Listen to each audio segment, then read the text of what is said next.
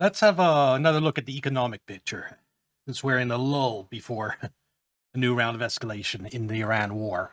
Okay, so we have to talk about oil and how it's about to affect the entire world because I think we're being lied to. Somebody shorted the We are being lied to, always, every day, by a countless number of people. oil market today by hundreds of millions of dollars exactly 20 minutes before Trump made his announcement that everything was going to be great. And if you see that once, it could be a coincidence. But that's happened at least 3 times, if not more, since the war began. That's a pattern. The theory is that all of this back and forth about the strait is open, the strait is closed, well, then it's open, and now it's closed again, it's actually really easy to explain. It's a way for insiders to manipulate the stock markets. Because last Friday, we were told the Strait of Hormuz was finally open, which is a huge reason. So, on topic of manipulation. This is option expiration calendar. It's when options expire. Those are type of derivatives. What you need to know, it's a highly leveraged way to gamble in the stock market. Basically, let's get an oil ETF. So USO is an ETF, exchange traded fund that tracks oil. That's an easy way someone could say invest in the price of oil and get exposure to it. Although there's other problems with that between the paper oil and real oil, but we'll get to that later in this video. For now, I just want to focus on option expirations. Let's say you had a contract to buy UFO at 115, a call option. That means on option expiration day, which in April is the 17th, which was last Friday, if oil is above 115, like if it's trading, let's say, up here at 130, then you get the price between 115 and 130. So you have $15 times the option amount you have. It's a huge amount. It's basically you gamble that the price of oil will be above 115 price on option expiration day. So that could be worth like $100 million. Then on option expiration day, the prices crash below 115. Your call option is worthless, $0. It's can make an insane amount of money, assuming you bet right and the markets weren't manipulated. And this is what a lot of traders use to gamble on the stock market. I'm going to call it gambling. Buying stocks, you can say that's investing, but options, that's gambling. It's basically gambling on the stock market. And it allows you to, the cost, like that say $100 million profit could just be $1 million. For $1 million, you could potentially make, if you bought this call option at 115, way back when the price of UFO was down here, that would probably maybe cost you $1 million. Then here, now it's worth $100 million. But just that small change, this change actually not that small, can wipe out the entire value of calls. So option expiration day price changes have huge impact on the value of call and put options. And that's what you had happen last Friday. Remember, Trump says the Strait of Hormuz is open. They've agreed to give us their nuclear materials, all these other fake tweets, like 7 fake claims he made that day. And it sent the price of oil plummeting. This happened on option expiration day. This has 100% to do with derivatives endangering the financial system, because you have to remember, oil impacts it impacts all energy stocks. It impacts ETFs trading off oil. It impacts the oil futures market themselves and the derivatives based on that. It comes down. There were changes in value in derivatives in the trillions because of the comments he made.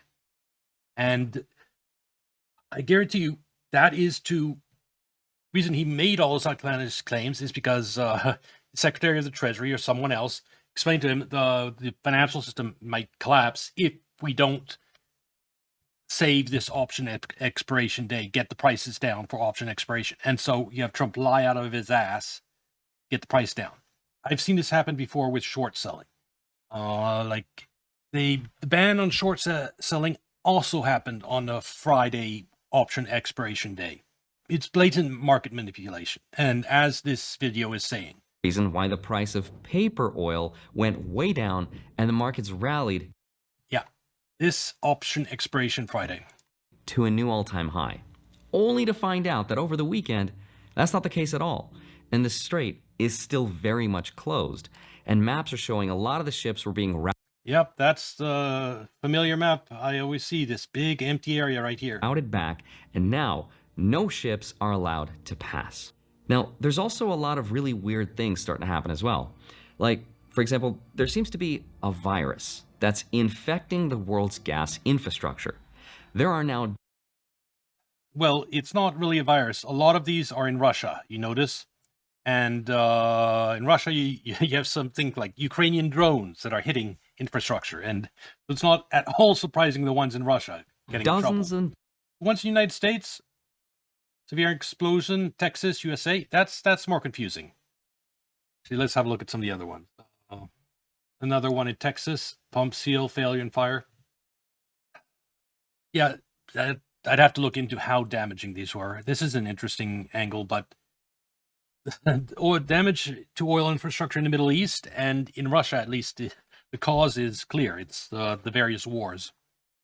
that's infecting the world's gas infrastructure. There are now dozens and dozens of energy pipelines that have caught fire or accidentally exploded. And this dates all the way back from March of this year, and it's happening all across the world. And because And explosive in right conditions. all of this flow of energy is not allowed to move freely, there are now warnings that the world is about to go through a really bad recession. The International Monetary Fund Yes, I've been saying it. We're guaranteed a recession, but it probably will turn into a depression, depending on what happens in Iran going forwards. I say, if the Strait of Hormuz closed 6 months, depression, and I see them being closed at least another month. The real pain hasn't hit yet. Therefore, there is not real pressure on Trump to capitulate to Iran, which is what needs to happen. So first, you need oil situation get so bad, so many disaster stories happening around the world, so much pain that everyone's screaming at their government fixes, and those leaders like of Japan and places most affected like that, screaming at Trump to fix it. And then Trump is forced to capitulate to Iran as a result of that. We need at least another month of pain for that to become possible. And once they start screaming at Trump, he probably won't give in right away. So probably another month for the pressure to ratchet up on Trump. So I'd say at the earliest 2 months from now is when finally you could have negotiations begin. And I mean, very earliest 2 months from now is when I see it ending. More likely 3 months, because it'll take another month of negotiations. Or the full 6 months.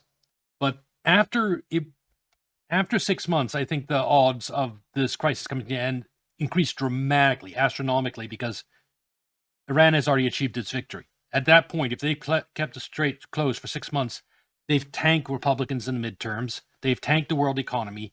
They've inflicted the pain they needed to inflict on the world for the death of their supreme leader. That's done. So from that point on, they're much more open to negotiations. While Trump, on the other hand, he'll be presiding over a world economy that's just going off a cliff. He'll be more desperate than ever to end this. So I don't see this going on much more than 6 months unless it escalates into something like World War III, which is sort of the worst case scenario. It's still possible, but I'd say 80% chance this is over in under 6 months. And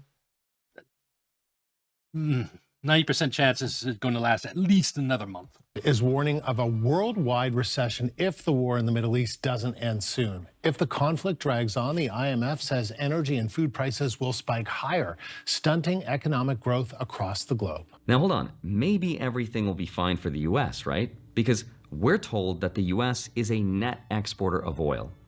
But the reality is that the United States actually imports more crude oil than it exports. And here's the math. We bring in about 6.3 million barrels a day and send out about 4.1 million. That makes us a net importer, aka consumer, of 2.2 million barrels a day. You can't be a net importer of something and also be the world's supply. Whoa, I thought we were a net exporter. We used to be, in the last few years, for a brief time, we were a net exporter because of fracking. But apparently, I guess that has gone down to the point where we're now a net importer again. Of it. That math just doesn't make sense. And all of this confusion about how much we actually have or don't have is exactly why the price of oil is two completely different numbers depending on where This is an excellent graph. This right here is Brent futures, the nearest delivery. This right here, dated Brent, that means right now. If you want it right now, you need oil this very minute, this is what you pay. And if you want oil in the future, this is what you pay. A lot less. And this is called backwardization, when the now price is above the future price. you look. It's a sign of a very unhealthy commodity market. One of those numbers is the paper price. The other is the price oil actually costs in the real world if a country needs a barrel delivered to it today. And the gap between those two numbers is about $35, which is the biggest spread ever recorded. I've only ever seen that on rare occasion when something goes really wrong. And for a market as big as oil, it rarely happens. I've seen it happen in gold, though. It happens in gold. During any type of panic in financial markets, like 2008, severe gold backwardization. No one wanted gold in the future. They were worried the financial system would collapse. So you have a futures contract that's worthless if the financial system collapses. They wanted gold now. And so severe backwardization in gold back then. Recorded in history. When we talk about commodities, there is a huge difference between what you see on the screen and how much you pay to get that commodity. So you see the screen, $90 a barrel. Good luck if you get an oil barrel for $90. It's $120, $130, $140, $150, $160 even. The paper price of oil is what's called Brent futures. That's sitting at around $100 a barrel. If you Google what oil is worth right now, that is the number you're going to be shown. But it's not the real number. And the why media reports the futures numbers, just instead of the actual spot numbers, that it's because financial system, the government can manipulate futures easily. You can sell unlimited amount of paper something. You just print more paper. You just go out into the futures markets and you sell oil in the futures market. Don't have to deliver it now. It's in the future. Of course, it can create problems and you're required that future date eventually arrives.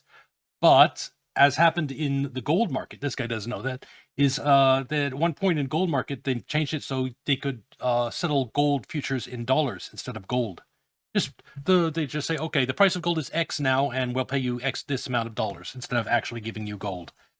They did that. I don't know if they kept that, but during the 2008 financial crisis, a lot of weird things were going on.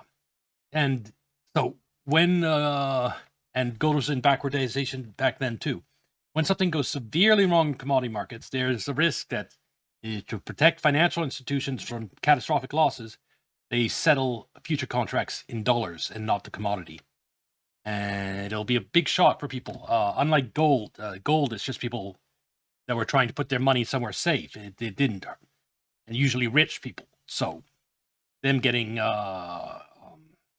scanned by the futures market, it didn't hurt ordinary people.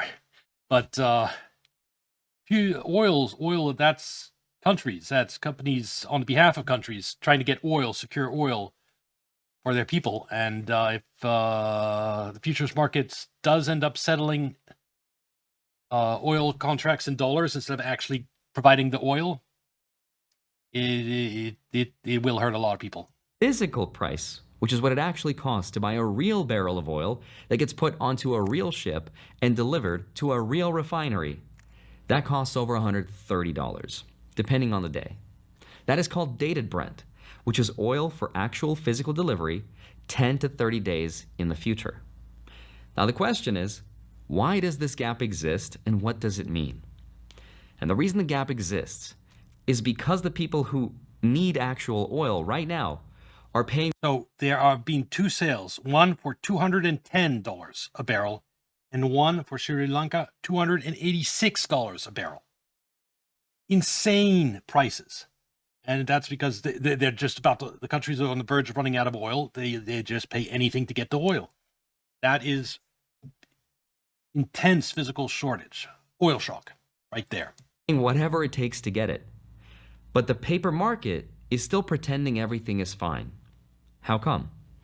The theory is that it's because the paper markets are being used as a mechanism to suppress the price of oil psychologically to calm the markets down.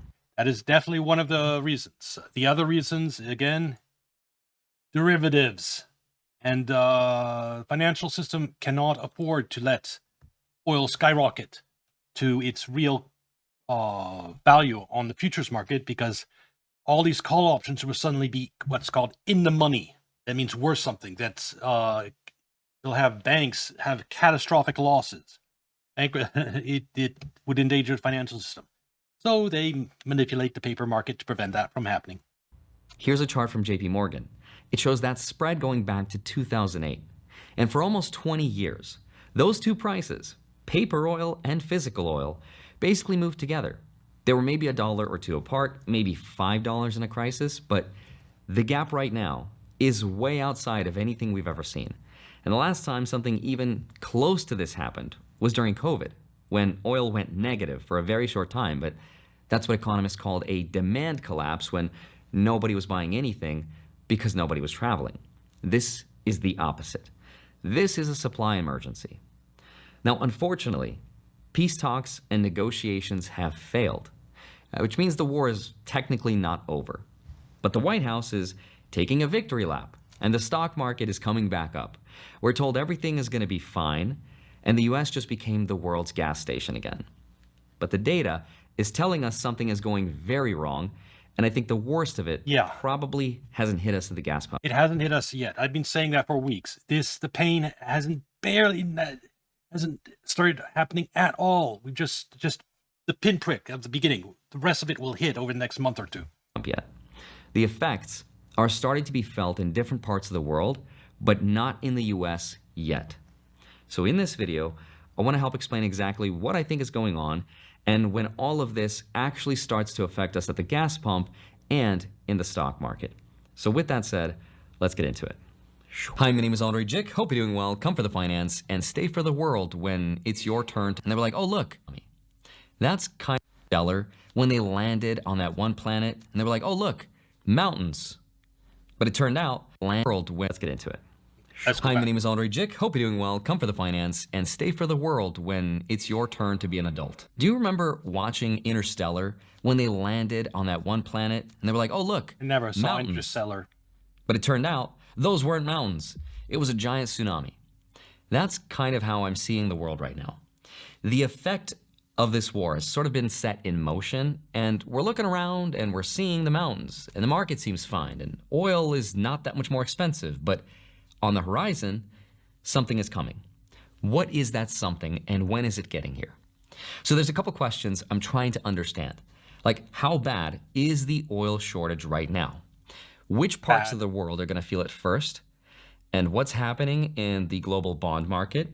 And how will this affect the investment? That's another angle. It's not just about keeping the price of oil down. Price of oil goes up too much in the futures market, then you know what happens? Price of the yields, treasuries go up too. Interest rates start going up too, because people see, oh, if oil is going to be that much, we need a higher return on our, the inflation is going to go up. We need a higher return on the bonds we buy. It's basically, the value of treasuries goes down, and amount of interest treasury has to pay to borrow goes up. It's bad. It's very bad for the U.S. government. Investment markets, if at all, because the stock market seems to be doing just fine. Okay, let's start with how much oil is now missing. So all of this, of course, goes back to the Strait of Hormuz, where a fifth of the whole world's oil and gas used to go through every single day. And that is how it used to travel. Now it travels up like this, around the island and down. The routes have changed. And remember, oil is not just gasoline. Oil is how food gets to grocery stores. It's how factories run. It's how planes fly and ships move and fertilizer gets produced, right? And plastics get made. Oil is the plumbing system of the whole economy. Yep. And so the question is, how much oil is now missing and how much does the world need? Turns out the world uses about 100 million barrels of oil every single day. That's at full capacity. What's missing right now is somewhere between 8 to 13 million barrels of that per day. That doesn't sound like much, but it's a lot. For context, the United States uses about 20 million barrels a day. So we're talking about losing the equivalent of half of America's daily oil usage. This is every day for weeks now. Now, one energy fund manager I came across put a specific number on the total damage. There's also something you have to understand is when there's demand destruction, like people that are going to have to cut back as a result of this, it's all going to be concentrated in the oil importers. Oil exporters like Russia, what they do is they subsidize the price of oil internally. Like the price of gas in Russia is not going to change because of the Iran war. It's going to be constant. And you can have oil trading at 200, 300. Russians are probably going to be buying their oil at the equivalent of $60 a barrel, or even maybe $30 a barrel. So they're going to keep on consuming gas and things made from oil at the exact same rate. The people that are going to have to cut back as a result of a shortage of oil on the global markets are everyone who imports oil. It's those countries. And so proportionally, it's going to hit those countries. It's you may think, 100 is the total amount of consumption. You lose 10%. That's only 10%. Well, no, it's that 10% is concentrated in certain countries, so it's going to be closer to 15% they're going to need to cut back. Which is that the world will have lost 780 million barrels over the course of this conflict. Now, for context, the whole U.S. SPR, Strategic Petroleum Reserve, holds about 400 million barrels. Yeah, this is the U.S. Strategic Oil Reserve, and it maximum capacity of 750. And this is one of Trump's great mistakes. If you're going to bomb Iran's supreme leader, you want U.S. Strategic Oil Reserve to be up here. So you have a lot more in case they shut off the Strait of Hormuz, and gives you a lot more wiggling room and preparation. And yeah, you just won't have huge oil reserves if you're worried about the Strait of Hormuz being cut off. Starting a bombing supreme leader with your strategic oil reserves half full is a mistake. But it was already half empty before the war started.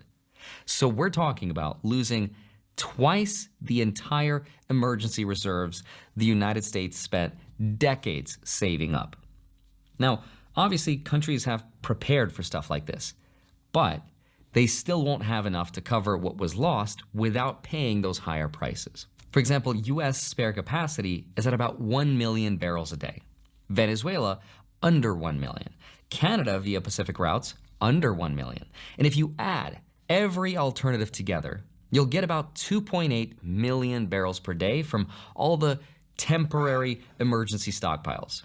2.8 million barrels against a whole of 8 to 13 million, which means reserves will eventually run out and there will be a shortage. So then, when is the world going to start feeling the effect of this missing oil? And according to the best research I was able to find, most likely sometime in mid to late April is when those global oil supplies run out. We are in mid-April right now. So the next question is, which countries are going to start to feel the effects of all of this first? Okay, so the effect of this whole blockade is already happening to the rest of the world right now.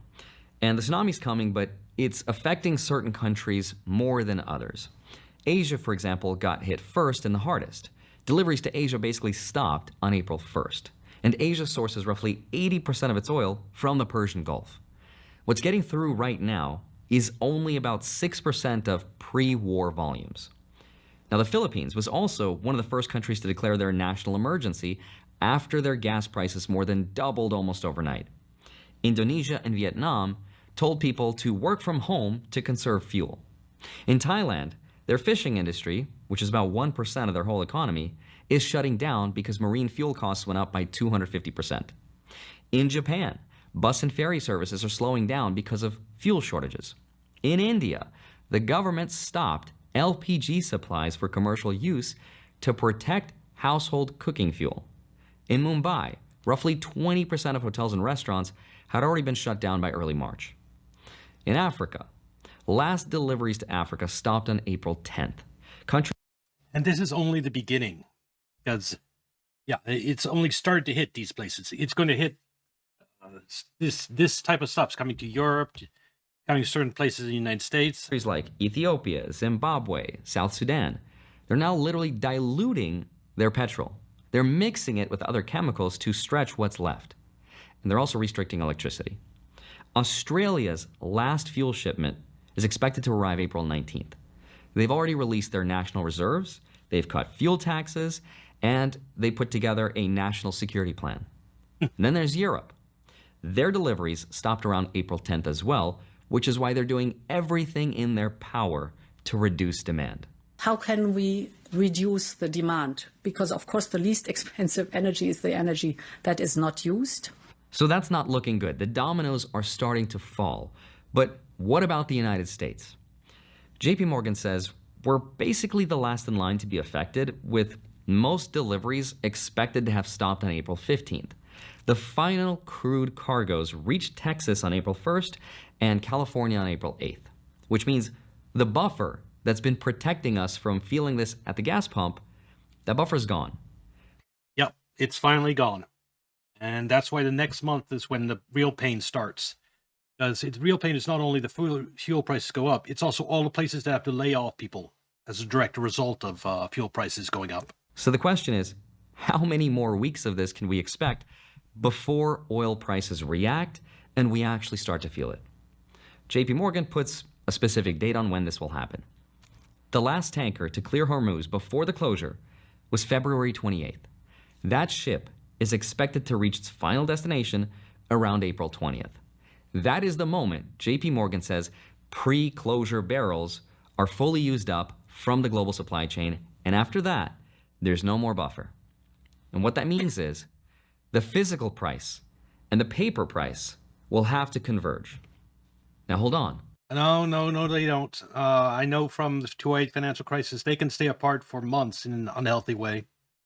If all of this is already happening, why is the paper... Because I told you, one way banks make money, for example, going back to Roosevelt, is during all this period, they'll sell call options far in the future for like 120, 127, stuff that should they expect never make money. And so they can just collect someone who buys it, spends $1 million to buy it. That's just $1 extra $1 million financial institutions could just pocket and never have to make good on. Now, if there's Iran war and suddenly oil prices go up, now banks are in the position that they'll have to pay out on all these derivatives that were just this free source of income. That these options also work like insurance, like people buy like a call option way out of the money, just in case oil prices skyrocket and something goes wrong. It's protection. Well, financial institutions might have to make good on that protection if oil futures actually went up to what physical oil is trading at. But banks, luckily, can avoid having that happen. They can keep the future price of oil down perpetually by selling paper oil and changing the rules for delivery on the futures market. That happened in gold. There's a good chance it happens in oil markets too. And by doing that, they'll never have to pay out on all these derivatives that they sold and pocketed the money from. Paper price of oil still pretty low, especially after we learned that ceasefire talks failed. Oil prices should have gone up, right? But they went down. And the best theory that explains this suggests that someone placed huge bets that oil prices would fall around the ceasefire announcement. In fact, they're doing an investigation into it. Those are called short positions. Now remember, a short position in oil futures means that simple terms, it means someone's going out on the futures market and promising to deliver like millions and millions and millions of barrels of oil in the future. And this person going out there and making all these promises is making the future price of oil collapse, because there's now markets being flooded with all these promises to deliver oil. Now, either someone's going to have to buy back all these contracts, boosting up the price of oil again at some point in the future, or they change delivery rules in the futures market. Protect whoever has done this. We'll see. Eventually, when that contract expires, you either close it out or you have to actually deliver physical oil. Or you change the rules for delivery. They've done that in the past in gold. And the theory is that the ceasefire may have been partially engineered to give whoever placed those shorts one last window to exit their positions before the physical reality makes the paper price really impossible to hold. And Chris Martenson, who I cited earlier in this video, made a prediction about this. He said whoever it is that's dumping paper oil futures cannot actually deliver the oil when the time comes. And maybe they don't have any intention of delivering it. Right now, the oil price is being heavily contained and capped by someone. Everybody knows that it's the United States government somehow, either directly or through proxies, has been actively suppressing the price of oil, which they can only do for about another week here before it starts to really blow up on them, figuratively speaking. What that means is someone is selling promises of oil at $100 a barrel, knowing they will never actually produce said oil. So if they do change the delivery so that they can oil contracts can be settled in dollars instead of actually, that means they just give you a stack of dollars instead of actually giving you the oil they promise. If they do that, it's going to create absolute panic in the oil market because a lot of people were counting on these oil futures to deliver the oil. They were waiting to take delivery. And if that stops being possible, suddenly they'll have to go out to the physical markets and scramble to secure the supplies. And you're going to have over $200 a barrel of oil at that point in time. They're using the paper market as a psychological tool to calm the market down. But when those contracts come due, when the buyer says, okay, where's my oil? There will be a forced buying event. The entity that sold those contracts will have to buy them back at whatever the market price is at that moment. So if physical oil is at 130 or 140 or whatever it is, that's what they'll pay. That will be a short squeeze. And it's one of the mechanisms that can cause the paper price to catch up to the physical price very, very fast. Now, the next question is, what happens to the market? This is not the first time in US history where there was an oil crisis, because it's happened before. Now, there is a famous saying in investing that says, the past is not a guarantee of future results. Just because something happened in the past doesn't mean it's going to happen again. But they also say, even though history doesn't repeat itself, it does sometimes rhyme. So it's worth taking a look at what history tells us we should expect. Here's a chart I want to show you that I think is one of the most important things you'll see in this video. It compares the three major oil supply shocks of the last 50 years side by side. There was 1973, 1990, and right now. And what happened to the stock markets and the economy in each case. Now, in 1973, the Arab oil embargo. That's yearly inflation. Monthly inflation went as high as 18%, I believe. Took about 7% of the world's oil supply offline. Oil prices then went up 300%. The stock market went down by 52% over 23 months. It took 7 years to recover.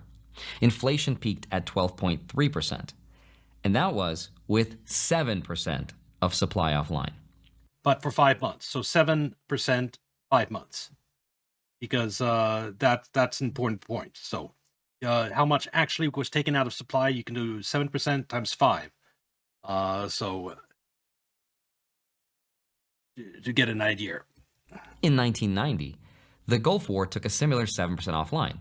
Oil went up 75%, stocks went down 21%, but it was only lasted 2 months. That's why it was so much less severe. 5 months versus 2 months. 2 months, there is some buffers in the world economy. So everyone has some reserves.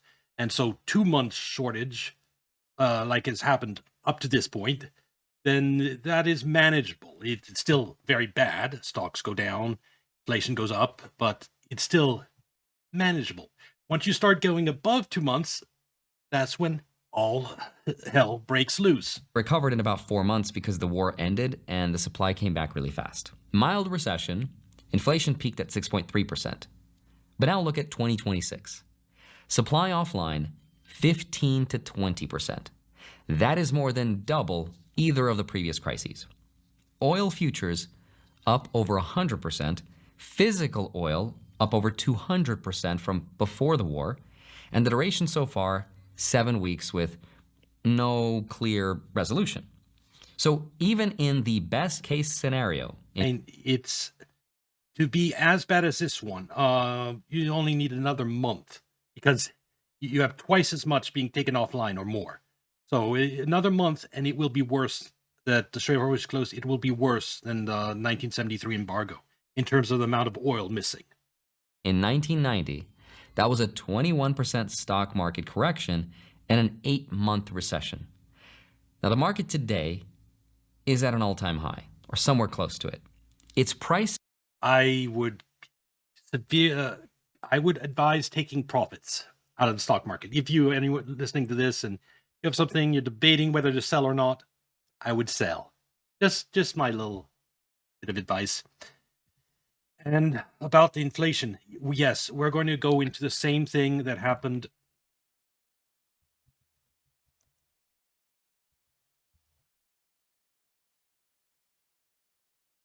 That was a good one. Okay. See this? This was an inflation spiral that happened last time. 1973 was about here. And that's what happened to an inflation spiral. This whole thing, you look at sort of like a curve. Well, we are in an inflation spiral going this way. We expect this to happen, expect to have it peak. Say, oh, it peaked all the way up at 24%. Expect out of control inflation in the future. That we're on a new inflation spiral. And the Iran war has supercharged that. So inflation is coming. Stagflation. The market today is at an all-time high, or somewhere close to it. It's pricing in 0 corrections and 0 recessions. Right now, Wall Street is telling us that this is going to play out perfectly, with no side effects to anyone. And maybe it will, but history says otherwise. Now, Luke Gromen points out, A lot of market manipulation going on behind the scenes to keep the stock market where it is. Because, again, derivatives. You can't have a sharp swing in either stock market, commodity prices, or anything else without it wrecking the financial system. So you have basically 2 months. Yeah, the 2 months, a lot of brazen open manipulation in order to give financial institutions a chance to reposition themselves in derivative markets. And only then will they start to let oil prices go up. But it depends on what the actual positions and what contracts are still out there. They might keep oil under the oil futures trading like under 100 for another month or two if they need to keep the financial system afloat. in 1973, markets I stayed knew that it'd be at least 2 months, though, that they'd keep the price of oil down. surprisingly calm even after the embargo was announced. In fact, the S&P 500 actually went up 2.3% after the ceasefire in October 1973. People thought the worst was over. And then stocks went down another 40% after that before they were done. It took markets weeks to price in the reality because nothing in their recent history prepared them for oil prices going up 300% in 6 months. There was no model.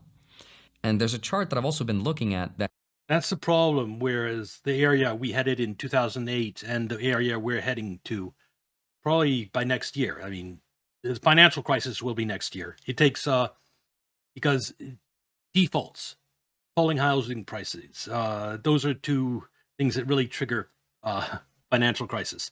And defaults, large amount of consumer defaults. That happens when people lose their jobs. When prices go up and they can't afford to make ends meet anymore, they start defaulting on their credit cards. And it usually consumers have some degree of savings to hold them over. And so all in all, you have the amount of time it takes the price of oil to make it to the gas pump. And then you have to have the delay between that higher gas price causing companies to do layoffs and for it to wear through consumer savings.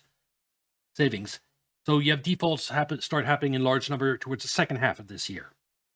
Then there's also a delay between defaults start happening in large number and then it needs a couple of months before banks can no longer hide that fact.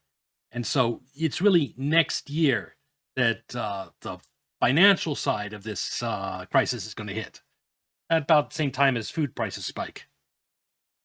That shows this disconnect happening again right now. What you're looking at is the S&P 500, aka the stock market, measured against something called the University of Michigan Consumer Sentiment Index. It is a long way of saying a measure of how regular people feel about their financial situation. Wall Street is near at all-time highs, right? Main Street consumer sentiment is at one of the lowest points in a long time. Those two lines have just moved together for years. But right now, that gap is really big. And at some point, one of them will be wrong and have to catch up to the other. Historically, it has never been the person filling up the gas tank who was wrong about how the economy felt. Now, that is just oil, right? But This is more than oil. It's also about food. Look at this chart. Food, yes, that's going to be a problem, but the fertilizer that's missing is impacting the planting season that is happening right now. And the harvest is next fall. Well, the actual shortage is going to happen at the end of next fall because, again, when the harvest comes, it then takes a month for that to start moving to where it needs to go, the grains and stuff. And it's then that the shortages start manifesting. So, and there's a good chance they try to keep food prices down and delay stuff same way they did with oil. Although that's less likely because they will have had months to anticipate the higher prices. In any case, it won't. January next year is when the food prices are really going to start spiking up. It shows the price of the most commonly used fertilizer in the world. Peak food prices will probably be around this time next year. It's going up right now. It's getting to the same levels we saw during the Ukraine war in 2022 when global food prices caused political crises across the developing world. And this fertilizer, called urea, is made mostly from natural gas. And natural gas, just like oil, flows through the Strait of Hormuz. So when you disrupt Hormuz, it's not just gasoline and diesel, it's also the feedstock for the fertilizer that grows the world's food.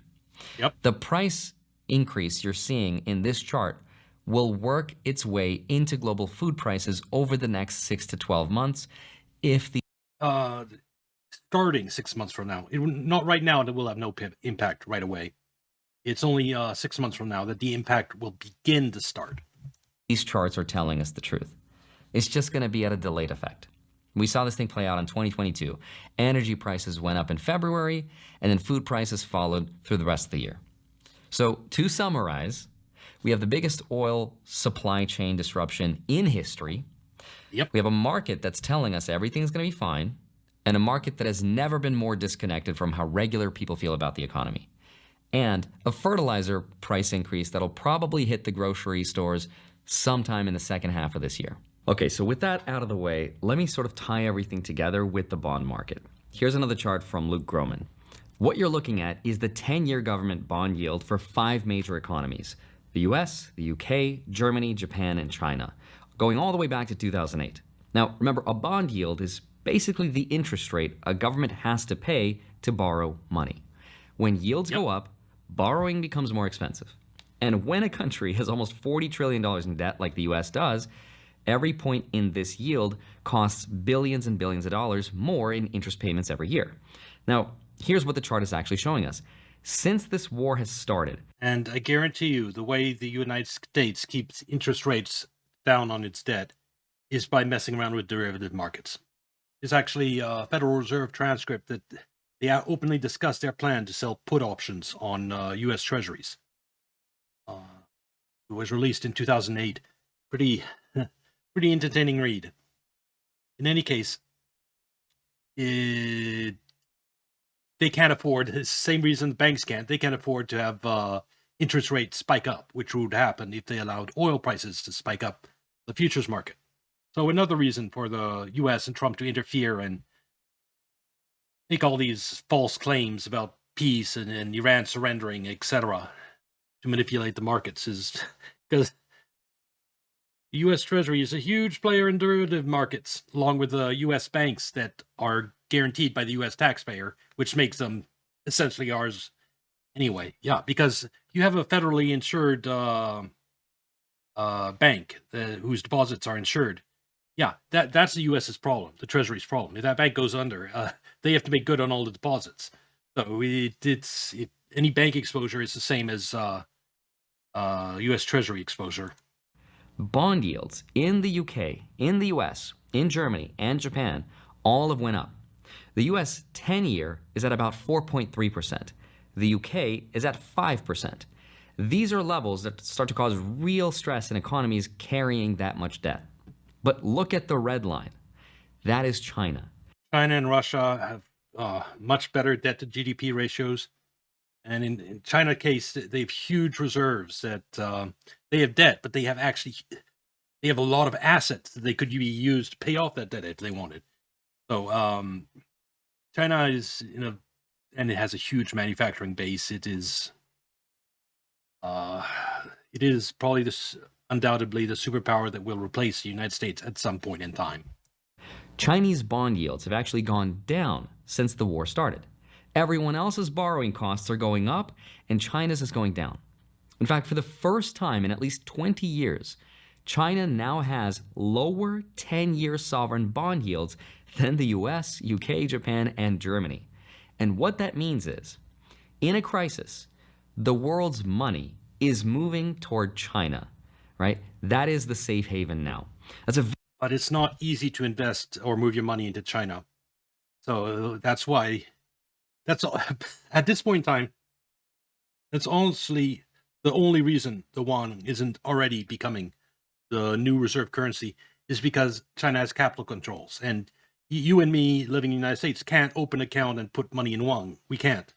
You need to be a company with special permissions, like an importer, to be able to even open an account in yuan, or you need to move there physically, and then you might be able to open an account in yuan. It's very restricted. Whereas anywhere in the world, you can open an account in US dollars. That's the difference.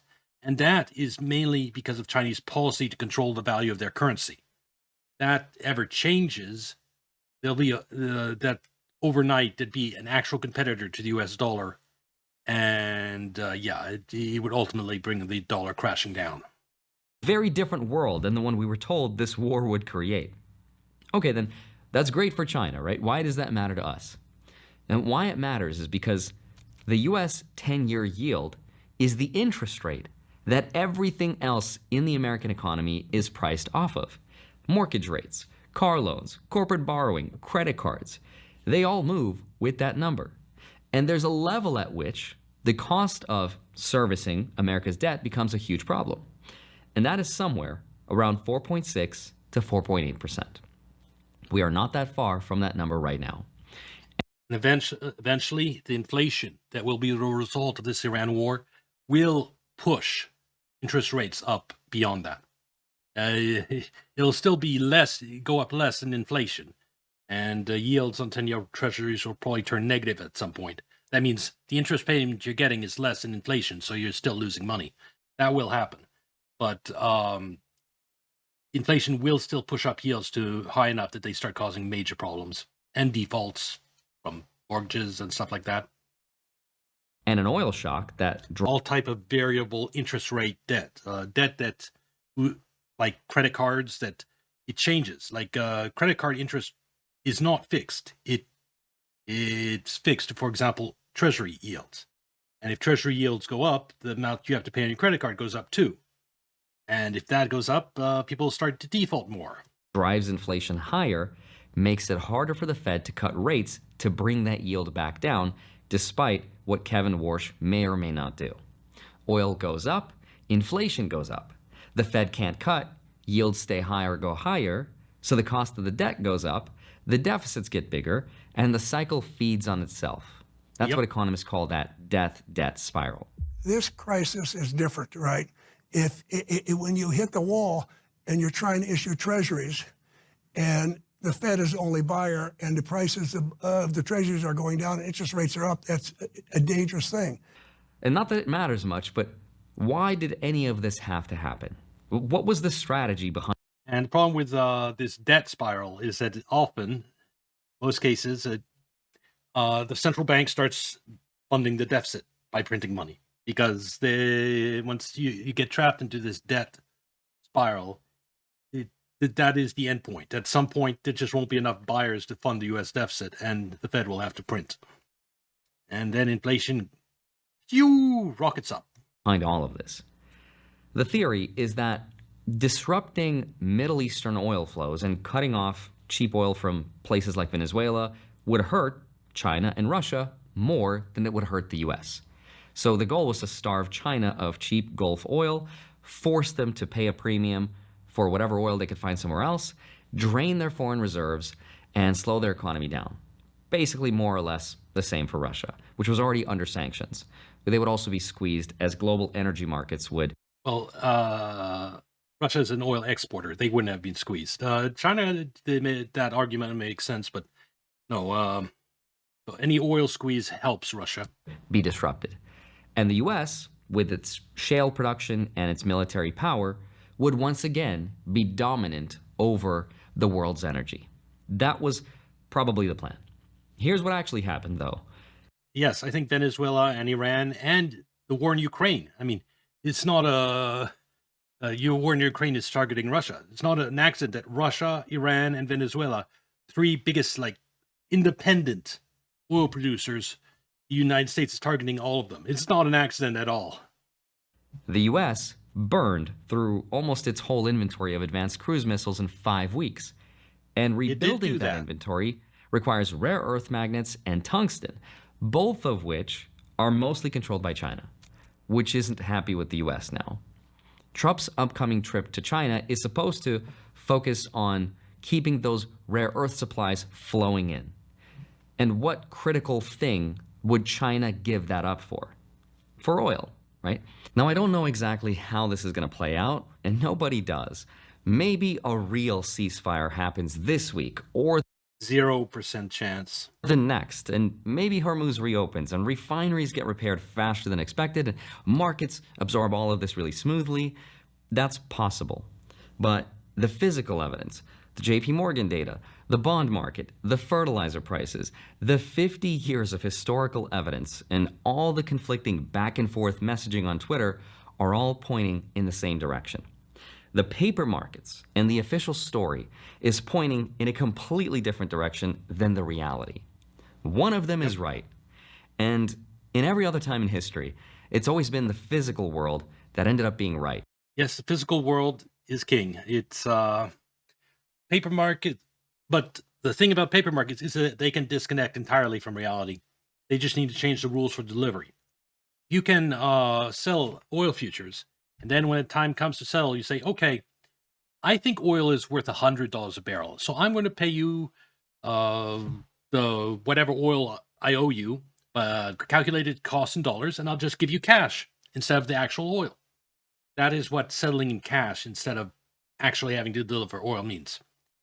Right now, I still think you actually have to deliver oil. So if they keep the rules the way it is right now, all those short, whoever shorted all those oil futures either will have to buy them back before they come due, or go out into the physical market, buy up a huge quantity of oil and deliver that. Maybe that'll happen. If that happens, things will get a lot worse in the physical market. But the other option is you're the U.S. and you control the U.S. financial system. You can just change the rules of the game and make it so that when contract comes due, I magically decide, in the spot market, oil might be trading at 150, but I think it should be worth 100. And so I'm going to pay you equivalent of $100, the oil I owe you at $100. That's what they did in gold back during 2009, during the height of the crisis back then. Right now, All of this is sort of being managed in the paper market. But at some point, you cannot print physical atoms. And Yep, that's what they did back with gold back in 2009. They decided, okay, there's a huge gold shortage going on, and it's in backwardization, so the gold price goes a lot higher than the futures, and we'd lose money if we had to go out and buy that gold and deliver it. So let's just change the rules of delivery. Easy fix. So we'll just pay you dollars instead of the gold you were expecting, and we'll pay you less dollars than the gold you were expecting would have been worth. Yeah, it sucks to be on the receiving end of that, and people in the oil market might be in for that type of shock pretty soon. at what point then does this management stop working? The answer, at least historically speaking, is when physical reality becomes too big to hide. And based on everything we've looked at today, that moment appears to be really, really soon, which means gas. Yeah, this is an example of someone who still mostly believes mainstream media. They accept the mainstream media might be wrong, but they don't believe that they're intentionally lying to you to a huge extent, and that everything's manipulated. They're not that far gone. And so what he's saying is, eventually the paper market has to reflect the physical. No, it doesn't, because you're still assuming honest players. He's not assuming that that the rules of contract delivery in the futures market might just be changed. And if that happens, it'll completely and permanently disconnect oil futures from the actual price of oil. And then oil futures can trade at whatever they want because there's no pressure to actually deliver. And anyone who owns derivatives or is expecting to use futures as a hedge for oil prices increase will be screwed at that point in time. But U.S. banks and maybe the U.S. Treasury that's doing some market intervention will be protected from the folly of their actions. But he's not thinking of that. He's thinking that whoever is selling these oil futures will have to deliver. And that is not a good assumption to make, given what happened in gold markets back in 2009. Prices, grocery prices, and the price of a lot of things are potentially going to go up, aka more inflation. Let's see what happens. All right, that was a nice video. Come watch on Kick or Twitch, and I'll see you in the next video. Bye.